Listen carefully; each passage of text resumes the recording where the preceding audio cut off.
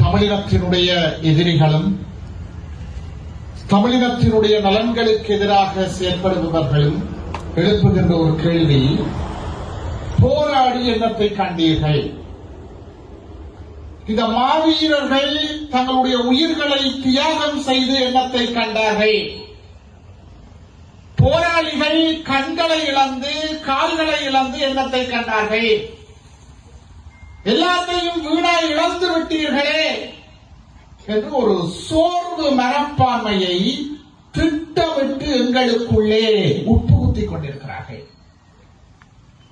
அவர்களுக்கு நாங்கள் சொல்லுகின்ற ஒரே ஒரு விடயம், அந்த மாவீரர்களுடைய தியாகங்கள் இடம்பெற்றிருக்காவிட்டால் இன்று இந்த இடத்திலே நாங்களும் இல்லை, நீங்களும் இல்லை.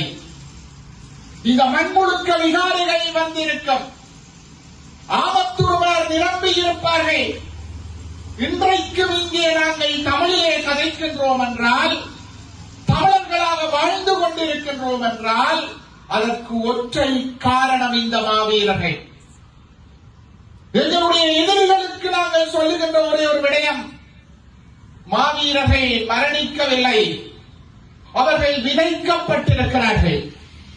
அந்த விதைகள் விருட்சங்களாகின்ற பொழுது நிச்சயம் ஒரு நாள் எங்களுடைய இலட்சிய கனவுகள் ஈடேறும்.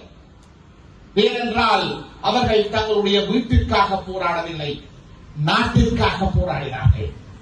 இன்றைக்கு வடகிழக்கு முழுக்க விகாரிகள் வந்து கொண்டிருக்கிறது, திருகோணமலை பறிபோய்க் கொண்டிருக்கிறது, முல்லைத்தீவுடைய எல்லையோரத்திற்கு ஆக்கிரமிப்பு வந்துவிட்டது.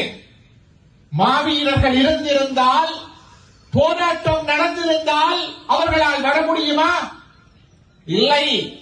ஆகவே மாவீரர்களுடைய அந்த தியாகத்தால் தான் இன்று இந்த மண்ணிலே தமிழர்கள் வாழ்கின்றார்கள், தமிழ் வாழ்கிறது. எங்களை குறை சொல்லுகின்ற எதிரிகள் வாழ்ந்து கொண்டிருப்பதற்கு காரணமும் மாவீரர்கள் தான்.